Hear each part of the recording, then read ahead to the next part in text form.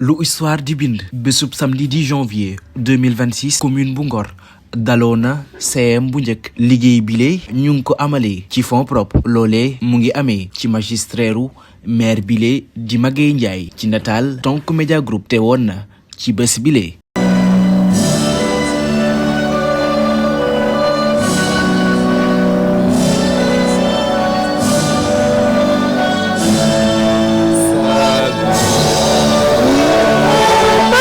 merci. xam na ñoo war a dalal seeni gan sunu ay imam ñoom ñëpp ñu ngi toog ak sunu ay notable di ñaan taxawaay boobu yàlla na sax waaye ganale sunu autorité yi jóge tànk autorité coutumier yëpp yaakaar naa ñoom ñëpp ñu ngi teew waaye loolu maire dana ci ñëwaat le sous-préfet ak le ministère bi nga xamante ne moo yor wàllu njàng ñoom ñëpp ak ñi ko composé ñu ngi fi teew sunu kàddu du sori dañuy ñëw ci œuvre bi nga xamante ne moom la ñu jàkkaar lool ku xam terrain bi xam cosaan li xam na ne yombul woon lool pour ñu def fi école bi ndax ba ñu jógee rek ay yëngu-yëngu am na waaye yàlla bu nammee mbir dana tàggat ay mbir ay nit ba bés bu ñu si jubloo day yomb lool yàlla defal ñu ndimbal loolu ba lépp lu yëngu rek bu ñu ci toogee yàlla defal nañu ci sutura ba ñuy lancé marché bi itam 200 millions la ñu prévoiroon pour tabax CM bi jongante lay doon ki gën a néew la mu proposé moom lañ koy jox ba kii ko gañe woon proposé 174 millions yaakaar naa ne bi ñuy def pose première pierre bi fii délai bi 8 mois la ñu waxoon waaye gis nañ difficulté yi mu mujjee am mbir yi di dox difficulté yi di gën a yokk waaye monsieur le maire woote ñun ñëpp ñu boole suñuy doole Ngor gépp nag ñu taxaw ba dañ naan liggéey chinois lañ ko liggéey ndax si 1 mois la ñu yeggale lii def lii ni ci war a def ba yàlla defal ñu ci ndam ñu ciy sant taxawaay yu ñëpp du ñu lim kenn tey yàlla muy borom bët bu rëy bi gis na ñëpp te ku ne la nga def sa bopp nga ko defal ak sa njaboot ak dëkk bi waaye am mbégte lool ci conseil yi itam ndax ñoom ñëpp dañu bàyyi seen mbuuba ñëw nekk ay ouvrier fii nekk feex ñun heure bu ne ñu sant ci yàlla bu baax a baax a baax bu ngeen xoolee tey bi ñu fi toogee ak léegi tabax nañu 32 salles de classe sunu ginnaaw fii bu ñu paree ci CM bi CM ma Abdou mu ngi ñuy xaar te xam nañ ne fii ci Ndakaaru benn CM moo fi am public muy Fadilou Mbacké deuxième bi fii lay doon ci Ngor loolu taxawaay moo ko mayee bu ñu jógee foofu itam sunu jumaa ji sunu ginnaaw yàgg lool sunuy maam taxawoon ko dañu ko fas yéene toj defaraat ko ànd ceeg association des imams et oulémas te imam Moussa Samba jiite leen loolu mooy vision bi nga xamante ne moom la ñu am ku xool fi ñu taxaw xool parking bi xam na ne nawet bi daana metti lool ci waa Ngor yéeg fépp waaye yàlla dimbal nañu ci mbaaxam pavé nañu ko dugg Almadi pavé ko waaye foofu itam ci pavage boobu dañuy ñëw ci monsieur le représentant de la commune de la ville de Dakar muy monsieur Seck yaakaar naa bi ñu fiy toog am na liggéey bu ñu tàmbali woon ak la ville de Dakar ñu waroon a pavé 5 kilomètres yàlla def bi yëngu-yëngu yi amee ñu arrêté ko ñu ngi sàkkuwaat gannaaw ba yàlla def na li muy def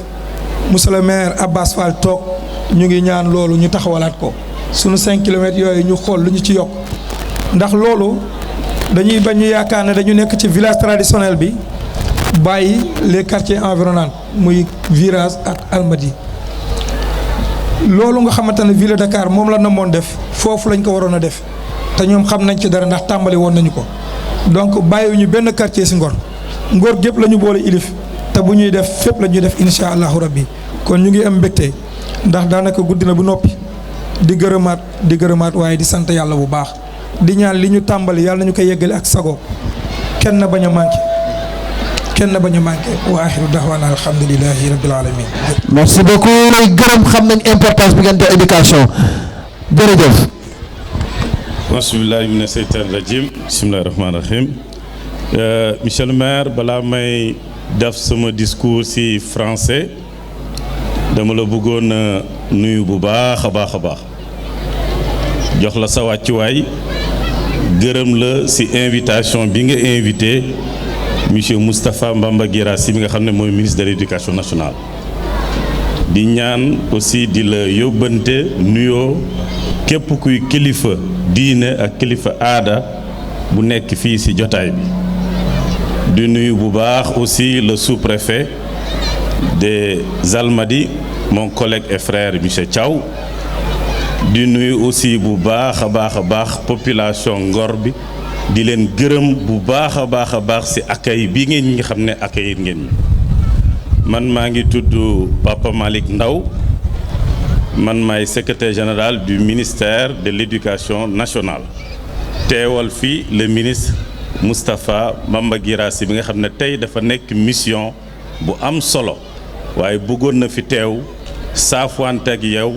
félicité waa Ngor ñaax leen remercier leen ci lii ngeen nga xam ne tey yéen a ko defaral population Ngor defal ko état du Sénégal si loolu monsieur le sous-préfet des Almadies monsieur le maire de la commune de Ngor mesdames, messieurs les membres du conseil municipal, je voudrais aussi saluer la délégation qui m'accompagne est constituée de M. Cheikh Faye, inspecteur d'académie de Dakar, de Madame l'inspectrice de l'éducation et de la formation des Almadies, mais également de Madame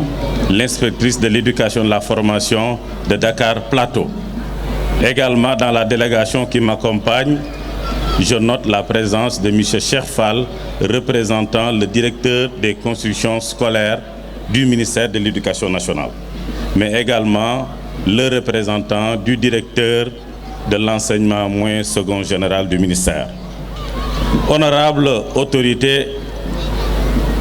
coutumières et religieuses, chers partenaires de l'école, chers enseignants, chers parents d'élèves, chers élèves, mesdames et messieurs, chères populations de la commune de Ngor. C'est pour moi un honneur particulier de prendre la parole à cette cérémonie solennelle d'inauguration du collège d'enseignement moyen de la commune de Ngor,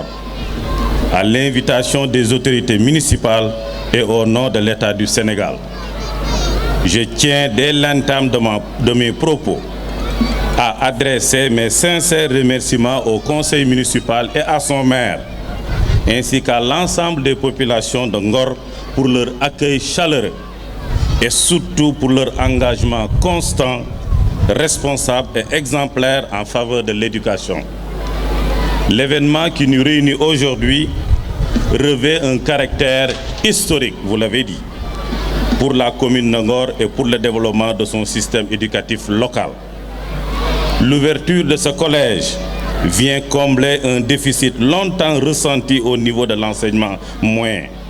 et répond à une aspiration légitime des populations, c'est-à-dire offrir à leurs enfants un cadre d'apprentissage de proximité digne et porteur d'avenir. À ce titre, cette inauguration dépasse le simple acte administratif ou symbolique. Elle constitue un choix stratégique fort pour l'avenir de la jeunesse de Ngor et pour la consolidation du capital humain national. Cet établissement moderne qui se dresse devant nous aujourd'hui est fonctionnel, vient ainsi renforcer de manière significative l'offre publique d'éducation dans le département de Dakar, tout en enrichissant durablement le patrimoine éducatif national. Sa réalisation traduit concrètement la mise en œuvre du référentiel Sénégal 2050 qui consacre le capital humain comme pilier fondamental du développement économique, social et culturel de notre pays. Dans cette vision, vous me permettrez de dire que l'école sénégalaise se veut inclusive, résiliente, innovante et durable. Mais aussi, elle garantit à chaque enfant un environnement d'apprentissage sécurisé, adapté et propice à l'épanouissement et à la réussite. Sous la conduite éclairée de son Excellence, M. Bassirou Diomaye Diakhar Faye, président de la République, et de son Premier ministre Ousmane Sonko, le gouvernement de la République du Sénégal accorde une priorité absolue à la modernisation du système éducatif, notamment à travers la construction et la mise à niveau d'infrastructures scolaires répondant aux normes de qualité, de durabilité et d'équité territoriale. Cette dynamique s'inscrit pleinement dans le cadre de la stratégie nationale des infrastructures et équipements scolaires, alignée sur l'objectif de développement durable numéro 4 et les orientations du paquet, avec pour ambition claire d'offrir à chaque élève du Sénégal, à l'horizon 2030, un environnement physique adapté, inclusif, sécurisé et propice à la réussite éducative. C'est dans cette perspective, mesdames et messieurs, que l'État du Sénégal prévoit pour la commune de Ngor, et retenez bien, la réalisation d'un lycée de grand standing et d'un collège moderne afin de renforcer durablement les capacités d'accueil dans cette zone caractérisée par une forte pression démographique scolaire pour un coût estimé à environ 2,39 milliards de francs CFA. Ces infrastructures reposeront sur un concept architectural, bioclimatique et acoustique visant à garantir le confort des usagers, l'efficacité énergétique, la durabilité des ouvrages et la résilience des infrastructures face aux défis climatiques. Chère population de Ngor, la construction de ce collège d'enseignement moyen est l'illustration concrète de ce que peut traduire une volonté politique locale forte, adossée à une vision claire et responsable du développement. Monsieur le maire, en mobilisant près de 500 millions de nos francs sur fonds propres entre 2023 et 2025 et en prévoyant plus de 200 millions de nos francs supplémentaires pour l'année 2026, vous venez de démontrer que la commune de Ngor a fait le choix courageux, responsable et stratégique de placer l'éducation au cœur de nos priorités. Je tiens, à mon nom personnel et au nom du ministre Moustapha Mama Guirassy, à saluer cette décision structurante qui honore la collectivité et force le respect. Ces efforts s'inscrivent pleinement dans la dynamique nationale impulsée par l'État du Sénégal à travers le ministère de l'Éducation nationale, en faveur du renforcement du capital humain, de l'amélioration continue de la qualité des apprentissages et de la promotion de l'excellence éducative. Ils traduisent une convergence exemplaire entre les orientations nationales et les initiatives locales, démontrant que la décentralisation, lorsqu'elle est portée par des acteurs engagés, peut produire des résultats structurants et durables. L'école demeure le socle fondamental de toute politique de développement. Elle est le lieu où se forgent les compétences, les valeurs citoyennes, l'esprit critique et le sens de la responsabilité. En dotant de la commune de Ngor son premier collège, vous offrez, monsieur le maire, à la jeunesse locale les moyens de suivre leur parcours scolaire dans de meilleures conditions, de réduire les inégalités d'accès à l'enseignement moyen et de lutter efficacement contre le décrochage scolaire. Il s'agit là d'une contribution majeure à l'objectif national d'accès équitable à une éducation de qualité pour tous. Je voudrais à cet instant précis m'adresser aux enseignants et au personnel administratif. Ce collège vous est confié comme un lieu de mission, de responsabilité et d'excellence. Vous avez entre vos mains l'avenir de jeunes filles et de jeunes garçons qui incarnent l'espoir de leur famille et de toute la nation sénégalaise. L'État du Sénégal compte sur votre professionnalisme d'ailleurs, comme toujours, votre sens du devoir et votre engagement quotidien pour faire de cet établissement un espace d'exigence, de rigueur, de réussite, où l'excellence académique va de pair avec la transmission des valeurs de civisme, de respect et de solidarité. Je voudrais aussi, monsieur le maire, si vous le permettez, honorables invités, m'adresser aux parents d'élèves. Votre rôle demeure fondamental. L'école ne peut réussir sans votre implication active et votre accompagnement constant. Ce collège est désormais un patrimoine collectif et sa réussite dépendra de la qualité du partenariat entre l'institution scolaire, les familles et la communauté locale. Enfin, chers élèves, ce collège est le vôtre. Il est le fruit des efforts conjugués de vos parents, de vos autorités locales et de l'État du Sénégal. À vous désormais d'en faire un lieu de travail sérieux, de discipline, d'ambition et d'excellence. Par votre assiduité, votre persévérance et votre soif d'apprendre, vous honorez celles et ceux qui ont œuvré pour que cet établissement soit le jour. En inaugurant aujourd'hui ce collège d'enseignement moyen, nous posons, monsieur le maire, un jalon important dans le développement éducatif et social de la commune de Ngor. Il doit devenir un pôle de référence, comme l'ont montré tout de suite les élèves. Un espace d'épanouissement intellectuel et moral et un véritable levier de transformation pour toute la communauté. Par mon nom, l'État du Sénégal demeurera aux côtés des collectivités territoriales pour accompagner leurs efforts, renforcer les infrastructures scolaires et améliorer en permanence la qualité de nos systèmes éducatifs. Je formule le vœu que ce collège contribue durablement à la formation de citoyens compétents, responsables et engagés, capables de participer activement au développement de leur commune et de notre pays. Puisse-t-il être un symbole d'espoir, de progrès et de réussite pour les générations futures et présentes. Je vous remercie de votre aimable attention. Mesdames et messieurs, monsieur le maire, monsieur le principal, chers parents, chers camarades, bonsoir à toutes et à tous. C'est un honneur immense pour moi en tant qu'élève de prendre la parole aujourd'hui pour l'inauguration du merveilleux collège de Ngor. Regardez autour de vous, ces murs, ces salles spacieuses et lumineuses. Ce n'est pas juste un bâtiment, c'est le début d'une nouvelle aventure. C'est le début d'une nouvelle aventure. Le lieu où nos rêves vont prendre forme, notre seconde maison pour les années à venir.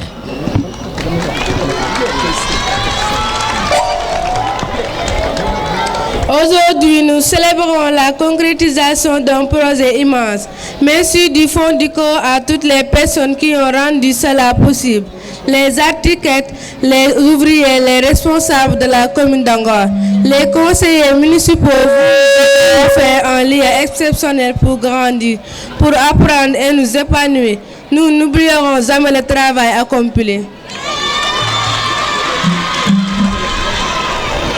Chers enseignants, vous êtes les guides de ce voyage. Nous vous remercions pour votre dévouement. Nous vous promettons d'être engagés et respectueux. C'est ici, dans ces classes, que nous allons forger notre avenir, découvrir de nouvelles passions et construire notre esprit critique. Ensemble, faisons de ce collège un lieu d'excellence, d'ouverture et de bienveillance. Saisissons chaque jour comme une chance de grandir. Que ce nouveau chapitre soit synonyme de succès et d'épanouissement pour tous les élèves. Longue vie à notre collège. Travail, discipline, réussite. Merci beaucoup. Merci beaucoup. waaw li ma ciy wax nag du bari xanaa kàddu sant rek sant population ngoroise yëpp. jërëjëf. à la tête monsieur le maire. jërëjëf. ndax bés bi ma njëkkee ñëw fii ci otom la ma dugal. man na moom ñoo doon wër école primaire muy distribuer cadeau yi. jërëjëf. boobu ba léegi dafa ma jàppee ni boppam. maa ngi gërëm surtout tam madame Ndiaye chargée de l'éducation sur ses conseils daanaka daf ma def ni boppam. Ngor nag maa ngi fi recevoir ñëpp mais ñëpp teraanga rek lañ may woon jàmm rek yaataan moom mu leer man ñi bëgg nañ collège bi. jërëjëf. moom maa ngi jeexal sama kàddu nuyu surtout l'inspecteur de l'éducation et de la formation des Almadies. ba may namee fii di ma signer sama OS mosuma gis sax waaye confiance boobu mu am ba namee ma maa ngi ko ci sant di ko ci gërëm jërëjëf merci. jërëjëf merci beaucoup. merci monsieur le président. Bismillahi rahmani rahim. Alhamdulillah. Alhamdulillah. Alhamdulillah ala kulli hal. Aujourd'hui, je ne vais pas trop m'avancer sur la langue de Molière. Je vais saluer seulement l'hiérarchie et les autorités ici présentes. Ensuite, je vais avancer sur la langue de Kocc Barma pour édifier ce que notre généreux maire a fait pour sa communauté. Mesdames et messieurs, honorables députés, chers élus, monsieur l'hiérarchie, chers parents, chers élèves, chers notables, aujourd'hui, nous nous retrouvons ici pour marquer un moment historique pour notre commune, l'inauguration de ce collège moyen, un lieu de savoir, d'apprentissage qui ouvrira de nouvelles perspectives pour nos enfants. C'est avec une grande joie et un profond sentiment de fierté que nous célébrons aujourd'hui l'aboutissement de ce vaste projet éducatif. Ce projet a permis la réalisation de 32 salles de classe. Le maire, M. Magaye Ndiaye, dama ne loo xam-xam démb ma démb xam la gën boppam. Ici présente, la chargée de l'éducation et de la formation professionnelle. Je remercie encore M. le maire Magaye Ndiaye qui a cru en moi.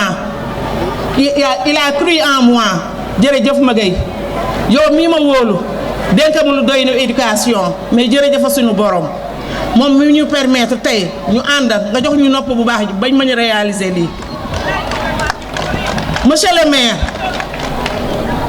je reviens un peu sur ce qu'a dit monsieur l'SG du ministère de l'Éducation nationale. Peut-être SG daf ko wax ci kàllaama nasaraan moo tax ma ne du ma ci dox ba mu ëpp damay ñëw pour leeral. Nous sommes venus en 2022.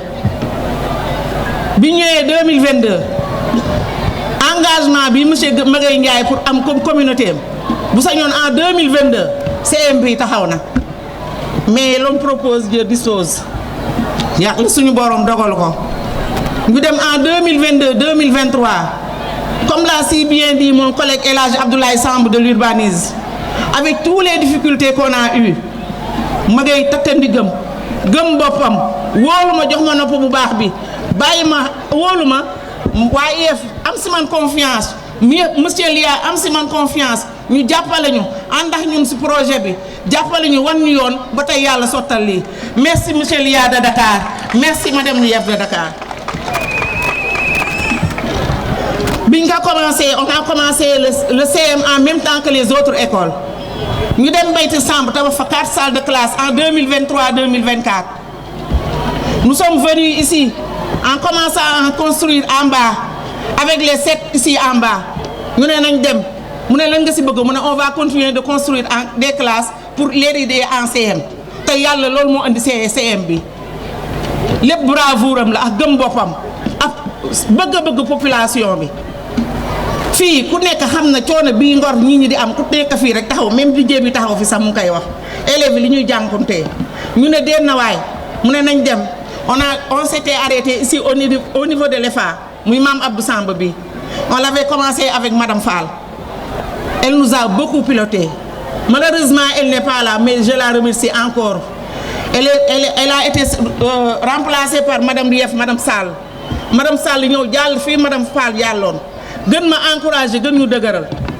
ñuy dem ba Mame Abdou on devait construire une salle de classe pour avoir une classe de CM2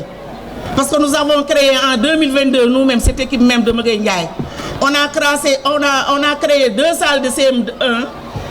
2 salles de C1 2 salles de C2 et 2 salles de CM1 mu desaloon ñu pour ñu am benn classe de CM2 Magaye ne maintenant on va construire une salle de CM2 mu toog ba mu yàgg mu ne pourquoi pas. Est-ce que nous continuons? On va continuer, monsieur le maire.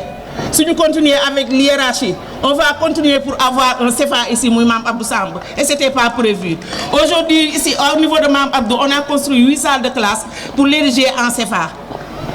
Et monsieur Lia, vous savez qu'au niveau de Dakar, parmi les 5 franco qui sont là, les 5 FA qui sont là, si nos élèves de Mame Abdou sortent, où est-ce qu'ils vont aller? Où est-ce que nos élèves vont aller? Nous vous demandons, monsieur Lia,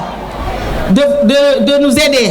à créer ce CFA le plus rapidement possible dès l'année 2025-2026, Inch'Allah. nous voulons ouvrir des classes de 6e jusqu'en classe de 3e et xam naa ne loolu jaruñu di la ko ndax xam naa ne vous êtes prêts ndax c'est grâce à vous qu'on a su ouvrir une nouvelle création nga ubbi tey pare cette année nga pare ñu équiper la nga jàng amul fenn ci Sénégal c'est une première encore et nous vous remercions c'est grâce à vous l'IA de Dakar nous vous remercions ñu ñëw fii ci bâtiment bi comme ni ko El Hadj Abdoulaye waxee ici on a 14 salles c'est pas 11 salles parce qu'on a 11 salles de classe et 4 bureaux et après on va la visiter les salles de classe parmi les 11 on a une salle de la direction du surveillant, le bureau du surveillant, le bureau du principal, la salle de lecture et une grande salle d'informatique et une salle des profs. Donc ça en fait 14 salles de classe. Tout ça a été créé sous fonds propres par monsieur le maire Magaye Ndiaye. Est-ce que vous savez, est-ce que xam ngeen yéen waa Ngor Magaye Ndiaye li mu def ci éducation? Parce que lii ngeen gis monsieur le maire Magaye Ndiaye s'est investi à près de 1,5 milliard de francs CFA, c'est plus parce qu'on avait oublié de mettre les bureautiques. Le corps enseignant est là, ici présent. Amul dara lu ñu leen manqué. Man je suis fier de vous monsieur le maire parce que jiital moo pare nga rusloo ma parce que lu ma man tey ba ñu mën a réussir lii c'est grâce à vous parce que da nga ma wóolu fu ma ne la IA ni wala IF ni IA ak IF tous les conseils xam nañ xamuñu sax qu'est-ce que ça signifie IA et IF tout le temps dañ may toon di ma sànni naan maan te lan mooy IA lan mooy IF yow fu ma la woo bu ma ne la IA ni wala IF ni wala nañ def nii rek nga jóg donc lii c'est du mérite pour yow te ça reste encore am na leneen luy ñëw maintenant monsieur Lia je ne vais pas m'adresser au secrétaire général du ministère, je vais m'adresser à l'IA parce que c'est mon hiérarchie en tant qu'enseignant. IA dañu bëgg cette année-ci dama koy plaider léegi. Déjà nous avons 11 salles de classe. Nous devons aller jusqu'en classe de terminale. Bëggatuñu suñuy doom di génn fii di dem di jël carte di jàng ji. On va continuer avec cet édifice-là. Ce joli édifice moom la ñuy continuer jusqu'à avoir des classes de terminale inchallah. Loolu rek la ñu lay ñaan. Mbooloo mi gannaaw bu ma sante yàlla julli ci sangu-sang yi gërëm samay waajur gërëm sama borom kër maa ngi yëkkati nuyoo bi gën a sedd di ko teg ci loxo kilifa yi nga xamante ne ñoo fi teew tey ci noonu maa ngi jiital bu baax ñi nga xamante ne ñoom lañ dénk wàllu aada bi wàllu diine bi wàllu administration ñi jiital wàllu diine bi maa ngi koy teg ci loxo imam di ziar bu baax wàllu traditionnel bi wàllu coutume bi maa ngi leen di beral loxo bu baax a baax a baax la collectivité lébu tànk di sago bu baax di bég bu baax ci teew bi nga xamante ne nii teewal nañu ko fii ñuy wane rek ne Ngor Wakaam Yoof dëkk bi benn kese la ñoo bokk maam ñoo bokk lépp bokk ay réalité di ci gërëm bu baax a baax a baax ginnaaw ba ma tegee noyoo bi ci loxo jaraaf maa ngi gërëm bu baax a baax tonton Omar Mbengue saltige ndax wax dëgg yàlla bi ñu dooree affaire bi yendalatul fanaanatul yëkkate ay mbokkam yépp ne nañu ñëw teew sa fii pour feddali mbokk gi ak kóllëre gi nga xamante ne nii moom la ñu yàgg di doxal ci jamonoy maam yi ba léegi donc ziar baa ngi noonu teg naa ko sama loxoy kilifa ñi fi teew ñëpp ma leen di ziar que muy waa ministère de l'éducation waa ville de Dakar mes chers collègues élus les membres de l'administration maa ngi leen di ziar bu baax a baax a baax bu loolu weesoo nag tey jii dama naan bés la bu ñu yàggoon xaar waaye bés la boo xamante ne nii nañu jàpp ñun ñëpp ne wàññeeku na suñu dund moo tax rafetoo rek moo am solo ci àdduna may wax ne fii dañu fi taxawoon def ko promesse de campagne ñu ne waa Ngor dénk leen ñu dëkk bi seeni ndaw leen dinañ ko dox niñ ko war a doxalee am ñu nangu am ñu nanguwul am ñu nañu naxee mbaay waaye fii taxawaat nañ fi def pose première pierre ñu nañu seen doj ngeen di yem loolu nekk lu ñu jomlu loo xamante ne nii sunu dareet mayuñu ñuy wax muy dañ yàlla dogal na ne li ñu fi defoon comme promesse de campagne yëpp xëy na am na ci yeneen i dëkk mais ñun dey matale nañu ba dolli ci loo xamante ne nii bokkul woon ak li ñu xamante ne diggoon nañ ko askan wi donc bii bokk na ci firnde yi parce que looy làmb di daj yaakaar naa ne weerante mënatu ci am promesse de campagne la woon réalisé nañ ko tey jii ñu ngi koy sante yàlla bu baax a baax ndax lu sotti rek borom bi la subhanahu wa taala moo ñu teg loxo ba ñu mën a yegg fi ñu yegg fii may nag wax ci liggéey bi tàmbali bi ba nëgër ni gii parce que ci ay yéene ak ay xel yu sell la jógee tàmbali bi nag metti na mettiwul ndax suñu yéene lañu amee woon rek duñu ko demee nit ñi répété nañu wax nañu bu pare jarul répété difficulté yi nga xamante ne am nañ ko ci diggante bi mais li ñu mën a wax ba wax ko mooy que ne jour boobu ñuy teg pose première pierre bu fekkee ne am nañu fàttaliku wax yu ñu waxoon neewoon naa leen jigéen ñi am na lu leen monsieur le maire di préparer dellu na jeunes yi am na lu leen monsieur le maire di préparer jour boobu ma ne ko monsieur le maire man Linguère pire laa jomb naa di tagg nit mais jour boobu laa ko tagg ba xamee ma sama bopp parce que jour boobu féexal na sama xol ndax ngor amuñu lu dul ngor bu baaxee rek je pense que ne ñëpp la baaxal financement jigéen ñi am nañ ci firnde tàmbali nañ ko ñoom jeunesse bi am na matériel yu ñu leen jotoon jox waaye jeunesse bi tamit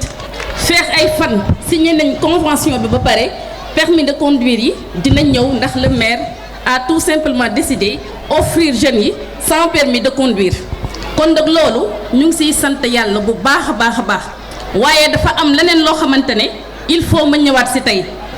li ñu leen duggoon ginnaaw joxoon nañ leen ko am na leneen lu bees loo xamante ne laxasu na ci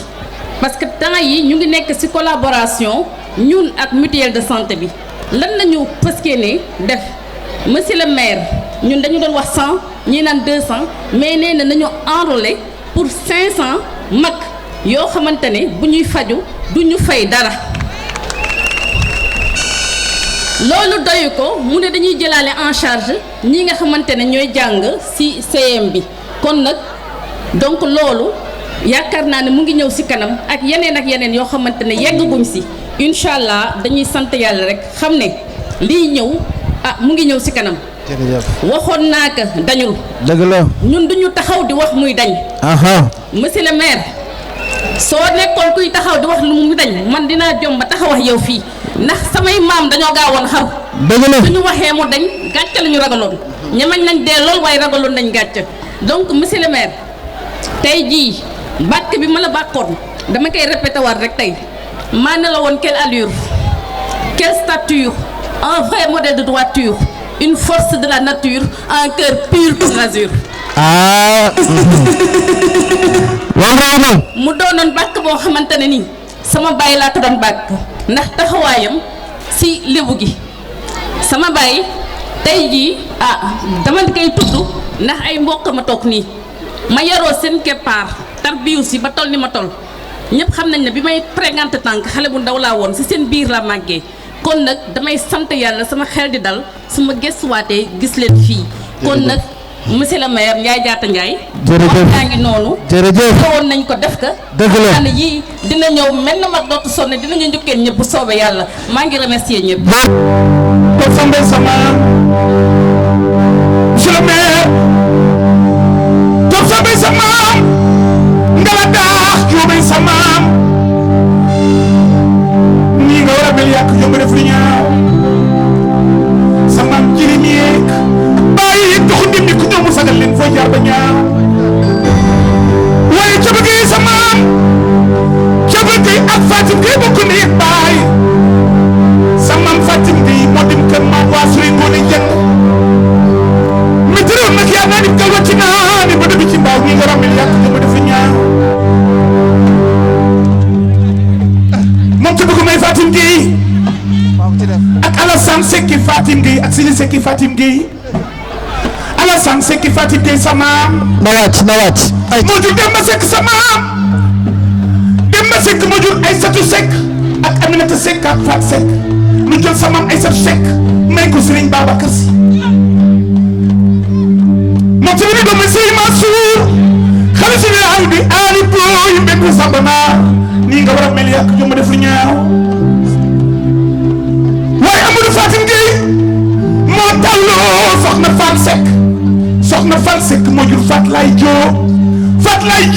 moo jur sa maam Baye Ablaye Thiaw nii nga war a mel yàq jom def lu ñaaw te woon sa kër maam yoo fi maam Limaamu Laay sa maam ñaar yoo ñi nga mën a mel yàq jomba def ñaaw kon ji nekk mbaaw gan Yaasin ama ku mbaaw ngi xam na mooy jënde mbaa ngi mbaaw Aziz Gueye nga bokkal maam ndax waasu lay seet maam Ramsu lay sekk yaayam Ramsu lay sekk sa yaay waaye say bu tuggee sa baay loolu nga bokk ak monsieur le maire Ramsu lay sekk waasu lay sa maam kon jëlee nag mbaaw gën Yaasin ama ku mbaaw ngi xam na mooy jënde mbaa ngi mbaaw waaye nag jël seen maam sanu sekk bu dikkee ñu naan ma yaay ndooy ba ni ngoone sanu mi ci gi jëw sa maama tax Fatou Ndooy ba ni ngoone sanu Biré Ndooy ba ni ngoone sanoy sa maam Oumy Gueye Ndooy ba ni ngoone sanoy sa maam fooy jaar ba ñaaw sanu sekkee sa maam Mërëb Jóob Maxtaare sa maam yaay Basiru Jàng say Ndakaaru bi ñuy jooy Mërëb Jóob Maxtaare sa maam yaay bi Jóob monsieur Dut Jóob monsieur Baye Ablaye Matar Jóob Grand Serigne Dakar jël Jóobay sa maam ay ma gay njaay laaw la cat laaw la bët la ma lam ni loro ma xel booy sekk njeeg aatu maam ma njaay nguune abu dem ba Baye Mar yaay mbokku Sénégal waaye nga turee nga bokkal maam kay ma wax nga bokkal ma gay njaay ndax jëlay sa maam Fatou Mbengay sa yaay Fatou Mbeng sa yaay Ibrahima Gueye baayam Ibrahima Maful Mbengay sa maam am nga jëriñ day ngoone si ngëri day ngoone dem ba Fatou Yóbbi day ngoone Mbeng yaay jàll ay day law la cat law la bët la ma xam la ma xam waaye monsieur le maire nee naa la maam di maamu ñaar yoon ndax sotti na laa yey sa yaay sotti na laay sa yaay bay Alassane bay Ablaye Thiaw baayam bay Ablaye Thiaw Seydina Issa Laay Seydina Issa Laay Seydina Limaamu Laay suuf gëm na sa maam gëm koy di njiit laa jël géej bay lay sa maam arangal géej géej gërëm dafa jàmmalaay nii nga mën a del yàq jóg def ñaaw i ma ngay laaw la cet laaw la but la ma la ni la ma xam waay kon jël nag mbaaw gën Yaasin ama ku mbaa ngi xandam waaye jënde maa ngi mbaaw déjà waaw bu ngeen jooyee ma bàyyi ne déjà waaw loolu mu wax yëpp du ay ndeysaan jërëjëf mu ñëw nit xol yi sedd nañ une minute rek travailler merci góor gi jërëjëf Monsieur le secrétaire général, Monsieur le sous-préfet des Almadies, Monsieur le directeur de cabinet du maire de Dakar, mon cher ami et frère l'excellent maire de Ouakam, Abdoul Aziz Gueye, Madame l'adjointe au maire de Yoff, Adji Aram, chers invités, à vos rangs, grades et qualités, tout protocole respecté, saltige jaraaf mboolem kilifa yi fi ne ñoom ñëpp imam maa ngi nuyu ñëpp. J'avais préparé un discours, monsieur le secrétaire général, mais je pense que je vais m'en tenir à juste dire merci. Merci à la population de Ngor, parce qu'en 2022, on avait fait une promesse, et une promesse, c'est que des mots.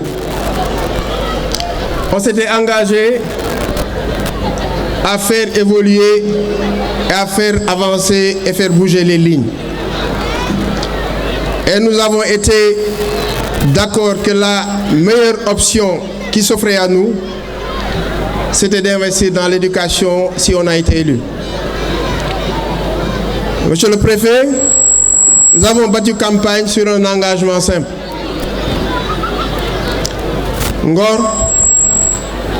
yàlla moo ko barkeel. Barkeel na suuf si, barkeel na dëkk bi. Barkeel na njaboot gi également. Voyez, on avait beaucoup de contraintes qui faisaient que nos talents n'arrivaient pas à éclore. Ñu taxawoon fii. On s'était engagé ne benn ñu fale balaa ñoo génnaat ci mairie bi au moins vous aurez un CM et loolu dañ kaa sant yàlla bu baax. Monsieur le préfet am na ay mbir yu bëri yaa xam ne Ngor da ko daan jéggaane li am Yoff wala mu am Wakaam même ba amulee Ngor on sait qu'on est chez nous waaye ba fekkee dañ kaa def te duñ passer encore mieux on s'était engagé sur beaucoup de choses waaye CM bi c'est pas un bâtiment. C'est un battement de cœur dañ engagé woon ci la bëri et Ngor ba xasee ba kàddoom dem kàddoom da kaa tënk et ci loolu la ma gërëmee kilifa yi fi nekk yépp mbooleem ñi toog fii tey daa sedd c'est mieux que hier démb moom c'était extraordinaire waaye nit ñi nangu toog ci seddaay bi ngir bokk ak ñun bés bi parce que quand je me suis engagé j'ai engagé tout le monde may wayjur may xarit ñuy mbokk tout le monde notamment kilifa yi toog nii et mënula ñàkk ma cité ci ñaar ki ci njëkk mu doon Pa Samba maa liberté Samba keneen ki bëggul ñu di ko wax mais c'est comme ça parce que c'est la vérité wala Jaraf Habib gis na ba engagé nga engagé sa kilifa dans tous les combats ba Guesso tu les verras à tes côtés parce que sa ndam seen ndam la sa gàcce seen gàcce la à côté ñoom ñi ñëpp ñi ma àndaloon doon battre campagne ñun ñëpp aujourd'hui ça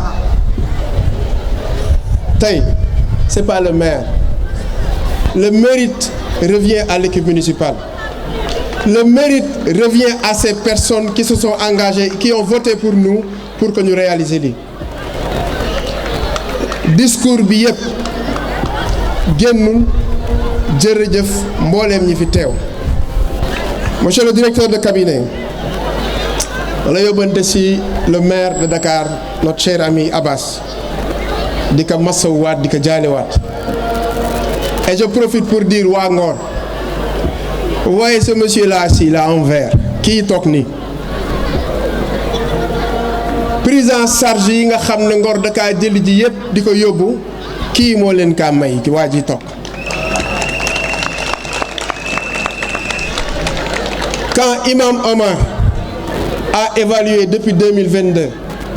on est presque à 50 millions de prise en charge jóge ville de Dakar dugg biir Ngor. Et ça, monsieur le directeur de cabinet, waxal ne le maire de Dakar